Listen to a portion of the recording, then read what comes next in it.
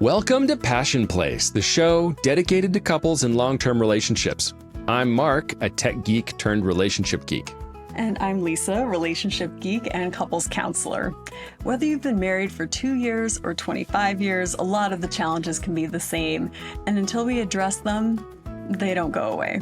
We're glad you joined us as we dig into some of the common challenges couples face as we look for additional ways to support couples on their journey. Let's get into it. Today, we are talking about sex. Yep. But more specifically, we're getting into the different psychological and relationship needs that sex can fulfill in a marriage. In preparing for this, I was actually really surprised in how many different ways sex can contribute to a healthy marriage. And we're also going to be sharing some tips on healthy communication around the topic of sex, because that can sometimes be a little bit harder for couples to talk about in a constructive way. Absolutely. Woohoo! This is going to be fun. It is. I imagine it's kind of funny. Sex is one of those topics that elicits curiosity and excitement, and also like that cringe, dread, that emoji and angst. cringe, depending on the context, right? And in people's well-intentioned efforts to destigmatize sex, I mean, let's just name that it can be uncomfortable to talk about for whatever reason. We've talked about sex in previous episodes a little bit, and the idea of your sexual map, where you come from, all of that paints a picture of how you currently feel about sex. And we just want to name wherever you are on your sexual journey, that's completely fine. The hope is that each time you approach sex, either individually as a topic or as a connecting activity or conversation with your spouse or partner, that there is just a little bit more safety and comfort internally in your own internal world, but also in this space that you both share. Right. Yeah. To kick it off, I thought I'd share this little experience. When we were earlier married in our 20s, my wife read a book called The Proper Care and Feeding of Husbands by Laura Schlesinger. And what was interesting about this was a perspective that she gained, and I gained as well from this book, which is the idea that men need sex to feel loved. The expression of love is received oftentimes through sex for men. But women, on the other hand, need to feel loved in order to desire sex. Right. Of course it's backwards. Of course it's opposites. Which means that, well, we have to talk about it, dang it. Yep. You know, I got a name, you know, as I just said, there can be so many little landmines in the discussion of sex. And right off the bat, we're like, hey, here's a book by a semi-controversial author with a semi-controversial name, The Proper Care and Feeding of Husbands. What are we, taking care of dogs? And no. Yep. It's an older book too, to be fair. Oh, it's actually quite fantastic. I've read it myself. Even before I was married, I'm like, oh, well, I want to care and feed a husband. Sure. I mean, mine, not someone else's. This is going terribly. But I just want you, dear listener, to take a beat and check in with yourself, with how you're feeling, with what comes up for you. Do you have twinges of excitement? Do you feel resistance? Do you feel fear? All of those are absolutely okay. You're going to learn, as we talk a little bit more, that space and time and pausing is extraordinarily important in the discussion of sex. So just to go back to this book, how did you feel when you heard the title? Was it at all triggering? Did it bring anything up for you? We're going to be sharing a lot of little nuggets in this episode that may cause you to pause, that may trigger you in a positive or negative way. And just know that that's completely okay. That's your sexual map. That's part of it. Understanding how you feel when the topic of intimacy is brought up. How do you feel when the topic of gender norms are brought up. This is what men and how men think. This is how women think and feel. Yeah. Just wanted to make a little space for that as a disclaimer. Yes, I appreciate that.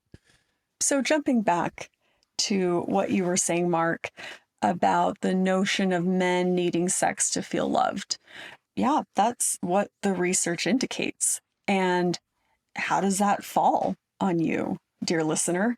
Is it validating to hear that? Yes, it's true. Thank you. Yeah, that's how I felt when my wife was reading and sharing these things from this book in our 20s. It's like, yes, because I think we as men, we do struggle with the ability to articulate what we're really feeling. It's just, women in general grow up with the ability to communicate as part of how they're socialized with their peers, right? They are excellent at communicating. And men typically are not, just not as much, right? And sometimes a lot of that is having to do with, are they able to introspect and understand, what do I feel? How do I feel that? Why do I feel that? And how can I express that? And so that is one of those things where I think books have really filled that niche in the relationship world, right? A lot of people have just research has shown this, and just helping people to understand, oh, my husband isn't insane. This is an actual need that he might have, or he's just not able to express this, and then you can share it with your husband. You can share, oh, is this true for you? And, anything that you learn from a book or a podcast like ours or anything else, you share that with them. It's like, how do you feel about this? Does this resonate with you? Is this you? You know, and if it's not, what is? Right. That you're giving each other an opportunity to not only share their map, but to maybe discover it for the first time. Yeah. When you say that communication is something that men are not good at and women are excellent at, first of all, thank you for the pat on the back to our gender.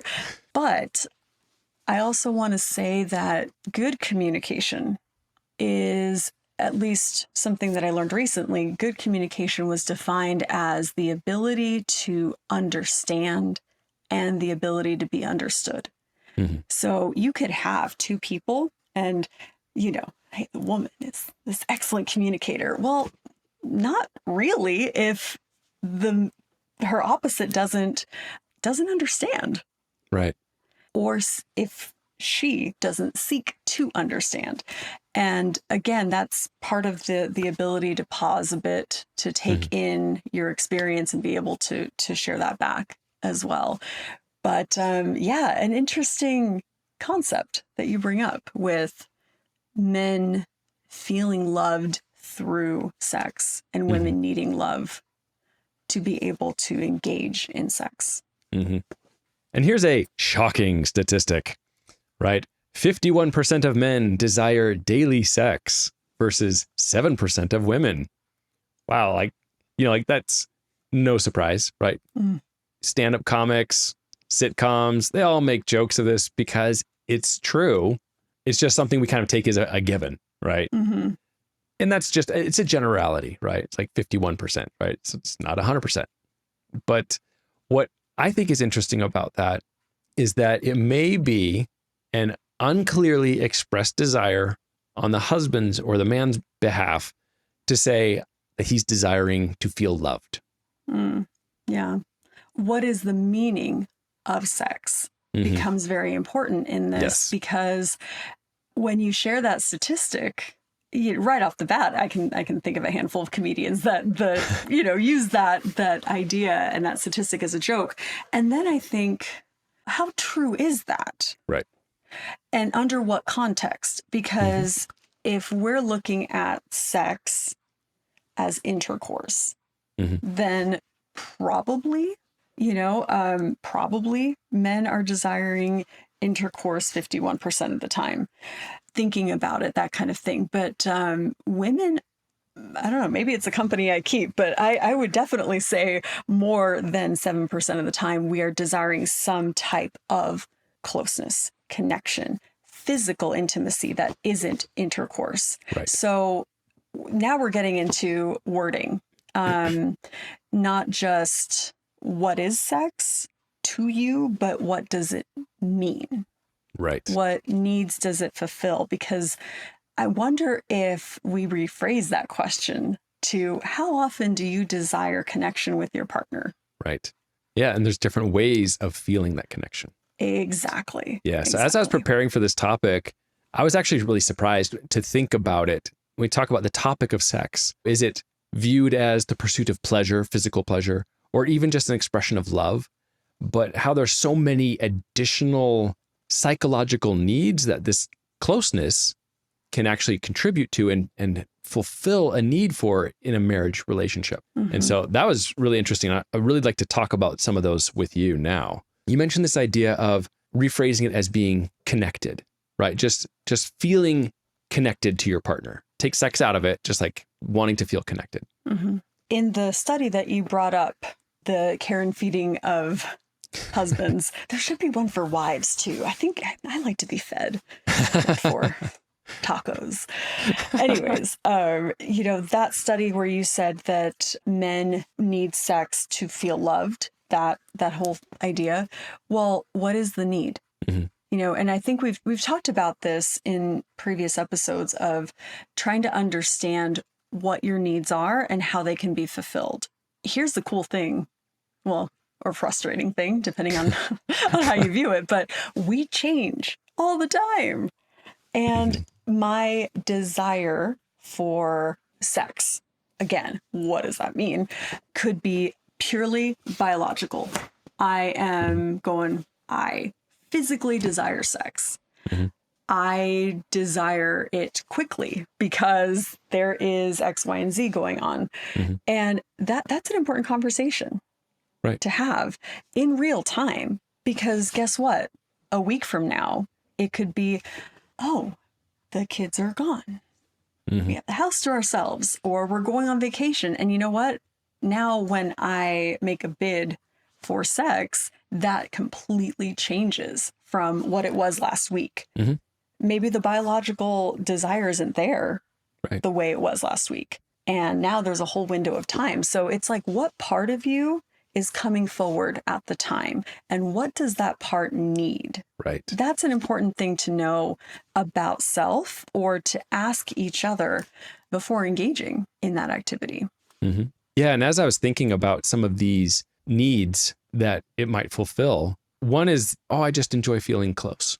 Mm-hmm. As you were saying that, I'm thinking about skin to skin contact with babies. They've done studies about the importance of mothers breastfeeding because it provides an opportunity for that skin to skin contact and for oxytocin to be released, that bonding chemical between mother and baby.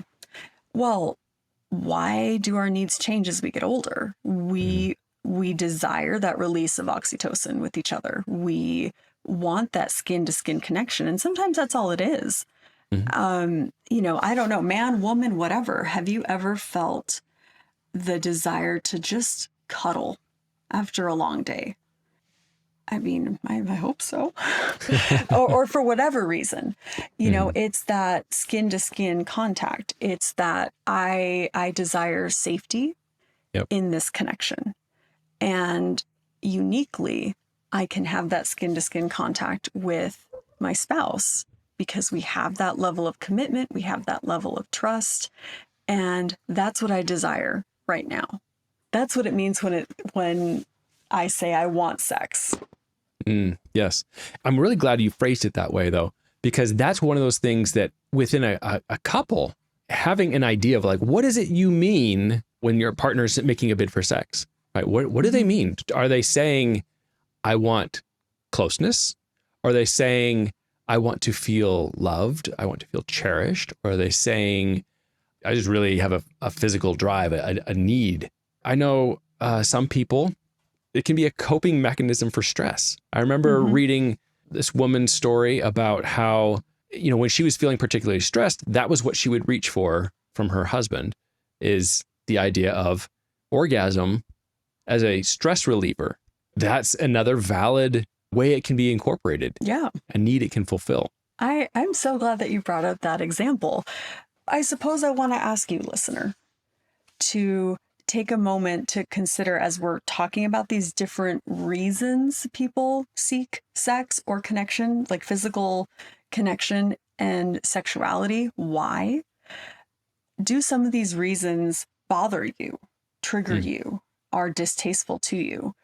Because it's culturally common, and again, depending on how you grew up, about what the needs, what needs are okay to have for sex, what expectations are okay to have for sex.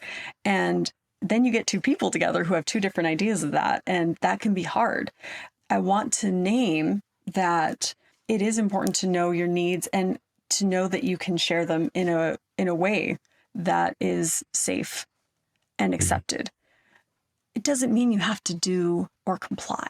Let's just keep that in mind too. Right. Sure, there are times that it's a very biological drive. There's not a whole lot of other parts to it. It's just, hey, I'm in the mood. In the same way that I am in the mood for a slice of chocolate cake very much right now. I'm having a craving. I'm having a physical craving. Yeah. Are you into it? Can we eat chocolate cake together? Cool. And for some people that bothers them. It's like, well, I'm not chocolate cake.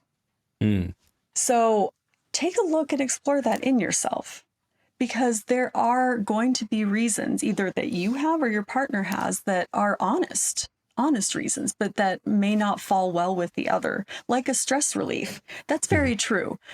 Again, something to watch for. A coping mechanism is important to have. But of course, the world is a complicated place. So we have pornography and we have all these other things that can make sex a landmine.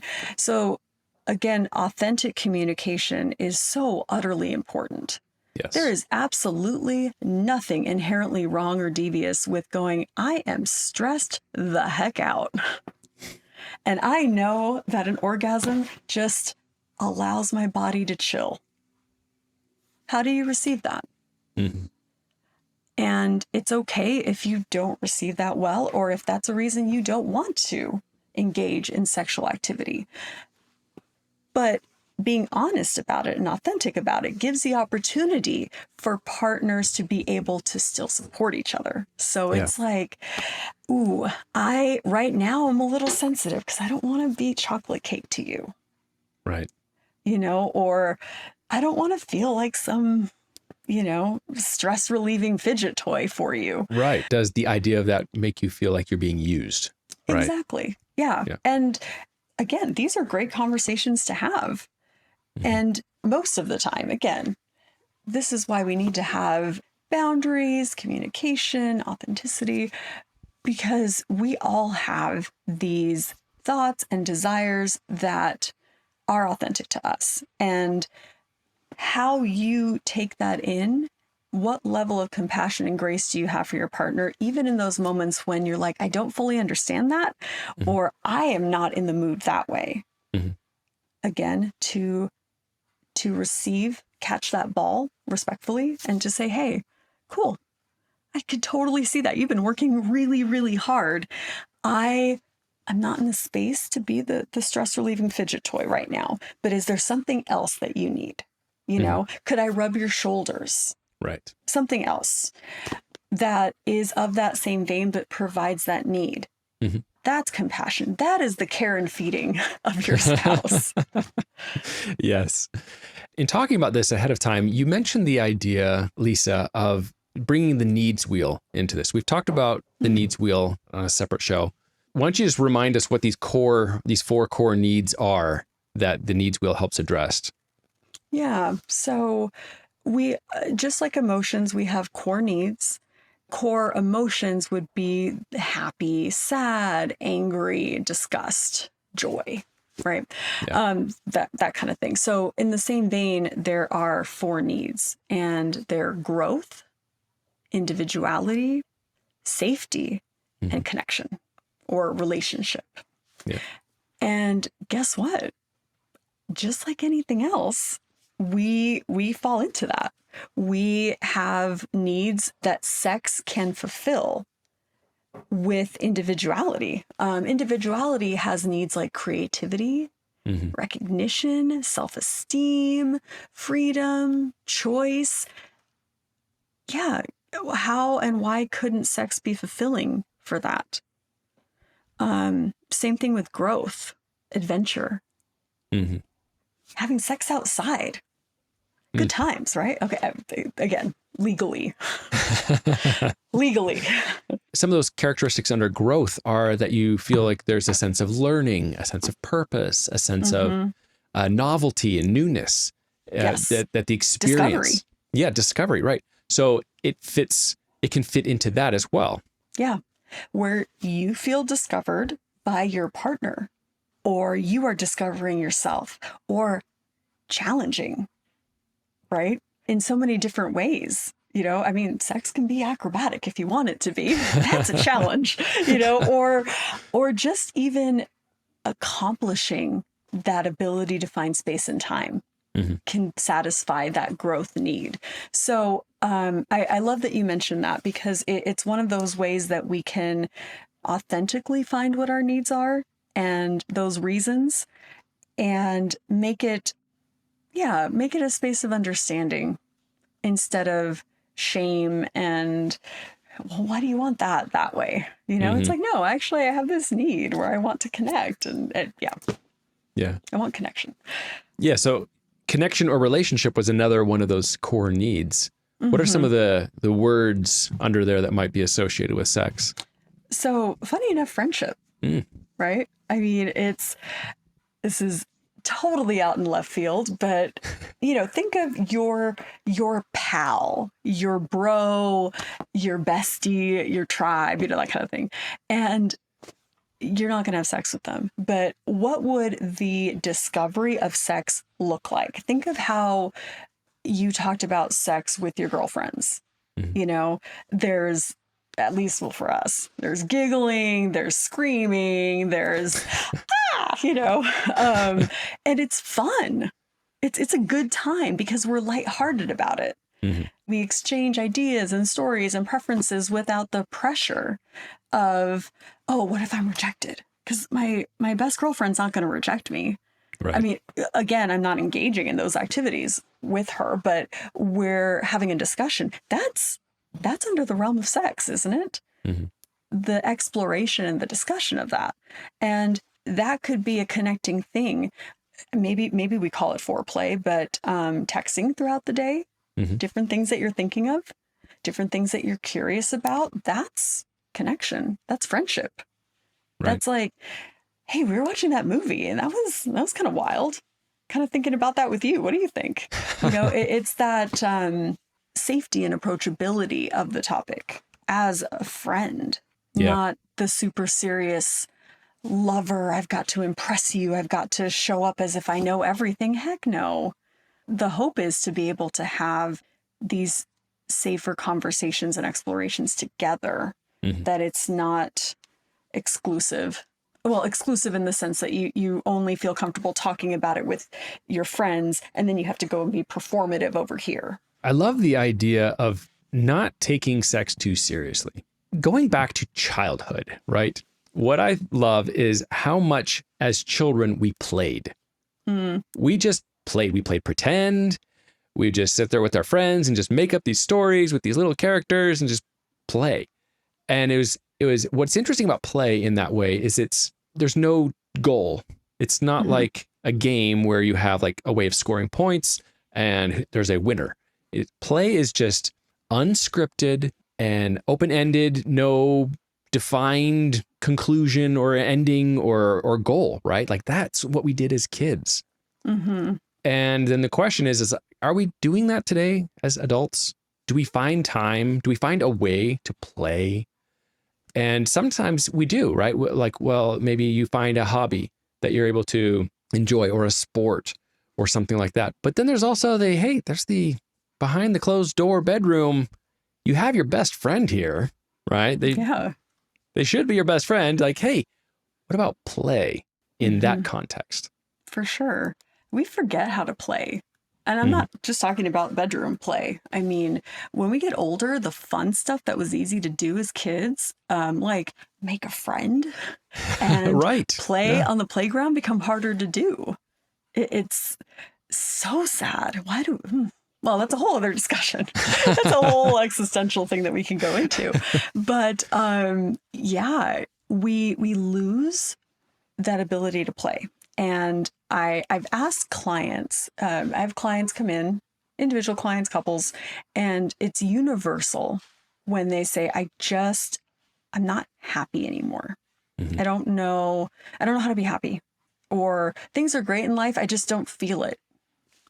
I'm like, oh gosh, it's totally understandable and relatable, but Mhm. also how sad. Like we're adults, we're finally adults, and we can do whatever we want to do. We've been waiting to be adults since we were kids, and yet we're so burdened with our responsibilities, our commitments, the seriousness of sex, all of that.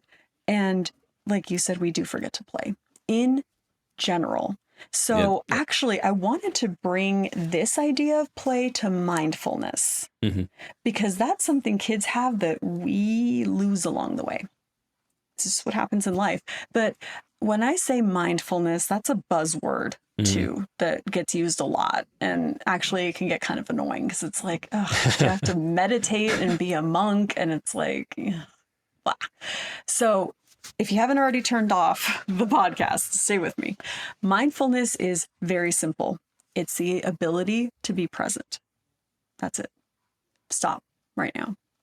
Mark, where are your feet? Yeah, my feet. I'm standing on. So I'm in a standing desk, and I'm Okay. standing on a pad. But yeah, Hmm. as you say, where are your feet?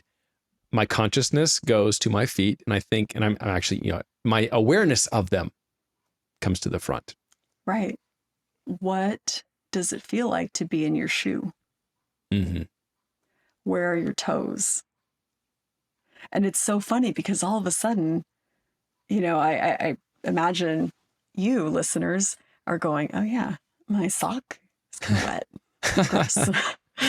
Or you start going, oh yeah, I have the sticky thing. I have the sticky thing under my foot. All of that. So mindfulness is the ability to be present. And imagine if you could take the power of mindfulness, plug it into sex. Mm-hmm. If I were to ask you to consider the last time you had a sexual encounter, where was your brain? Right. What were you thinking about? Part of the reason why men are able to climax a lot faster than women and without so much of a hitch is because their ability to think linearly and sequentially Mm-hmm. is stronger than women Yes. typically. And another way of phrasing that is their ability to compartmentalize, Yes. right? Thank To you. have a little box over here, like this is work, this is Mm-hmm. family, this is my relationship with my wife, this is Mm-hmm. my relationship with my child. They can Mm-hmm. pick those boxes up and step into them and out of them more easily than women Yeah. can. And they are able to be more mindful during sex, which studies have shown if you're able to be more present, you are able to orgasm faster and more stronger. There's got to be a word for that. Better? Intensely. Intensely. We need a thesaurus. So that's something that I'd actually like to challenge when it comes to play is how mindful are you? Mm-hmm. Here's the challenge for middle married folks. Well, again, the 2 years or 25 years, it doesn't matter because man, life is busy. Life is busy. We're not living in Costa Rica on a farm, or a finca, just chilling with a couple cows and, and that's it. It's a very simple paced life. I bet their sex life is incredible. It's probably why they are the happiest, one of the happiest countries in the world. But our minds are full. Work, school, expectations, the past, the present. What does it mean when he does this? For women, maybe, and men too, actually. I shouldn't just say women. Body consciousness. Mm-hmm. Oh, I don't like the way that I look. Oh, I should have worked out. Is that an ab? Just so many things that fill our brain. It's no wonder we don't play anymore. It's no wonder we don't have fun anymore. So I would contend that before we go into sexuality, we go into sensuality. And I'm sure some people are going, well, that's the same thing. So what are we doing here? That's a tease. Teasing is also a very fun thing to do during sex. So couldn't help it. Next episode, we're going to explore sensuality, the difference between sensuality and sexuality, and how foreplay ties into all of this. Mm-hmm. Yeah.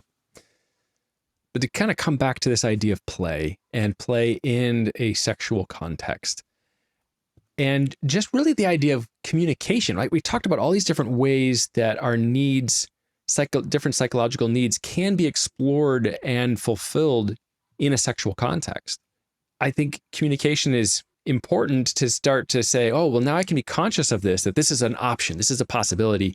Now I can start to think about it and maybe even communicate. And that could be as simple as, going over to your spouse and just being playful. Like, haha, I want to play with you. Let's play. Cover your eyes. Right.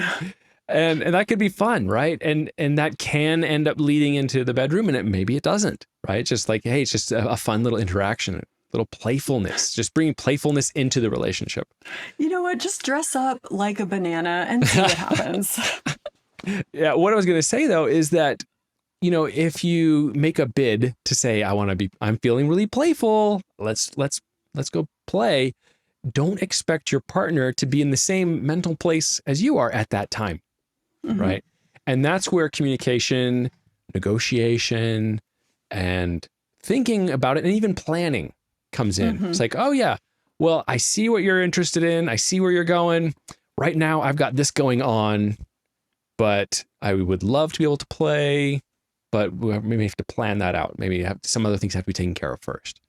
Yeah. You're talking about the principles of basic healthy communication, which is huge. This is why we didn't talk about sex episode 1. I mean, we wanted to, but it doesn't work, because if you don't have, again, that trust and commitment in your relationship and the ability to have healthy communication, sex takes it to, the graduate level. You need to pass college level communication first before you go into sexual communication, just because there's so many possibilities for hurt feelings and vulnerability. It's even more vulnerable. So what you're saying, yes, using eye language, being respectful, being kind. Yes. Talking about how to talk about it could be helpful too. How does teasing play into it? For some couples, that's great. That's how they communicate. For others, it's, when it comes to sex, let's keep it at a tangible, non-sarcastic, non-teasing language, because of the vulnerability that it takes. Being extra cautious. Remember that you are talking to a very precious part of somebody's soul. So handle with care. Yes. Yeah. And one other tip I would just add is when to talk about this, right? If you're wanting to talk about what's happening in the bedroom, the best time is probably not in the bedroom when it's happening, right? Like nobody wants like some real-time feedback of like, I don't like that.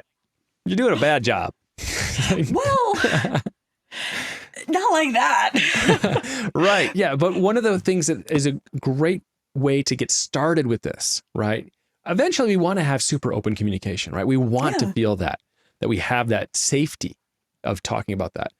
But when we're wanting to get started with that, it's best to start talking about this when you're not in the bedroom, like a date night, right? When you can go be away from the house, away from the kids, we're not going to be interrupted, and just start to talk about some of these ideas, these questions, these preferences, these thoughts, these feelings. And when there's no pressure to actually act on any of it either. Yeah. There's a question. Do you have a good sex life? Right? That gets thrown around. And people want to say, yes, I have a great sex life. But what does that mean? Mhm. Well, you know what? A great sex life is built. It is. In movies and in our media, there's this idea of sexual chemistry. Mhm. Well, you can have that. Doesn't mean you have a great sex life. It's taking the time to talk about these things, to be open, and to, again, just like your love maps, to be able to follow the evolving sexual map that you each have. We talk about communication just being a need for a healthy relationship, right? And communication about sex can be a little bit harder. It can be a little bit more tender, a little bit more sensitive. And we want to be sensitive to our partner, but we also want to say, hey, this is a really important part of our relationship, and I want to be able to talk about it. I want to be able to be open about it and to be vulnerable, and that can take some extra work. And so we've touched on a lot of that today, and we're going to keep talking about that in future episodes, and we hope you'll join us for those. But that actually rounds out our discussion for today. We're out of time. We thank you for joining us. We hope you'll join us next time on Passion Place. See you then.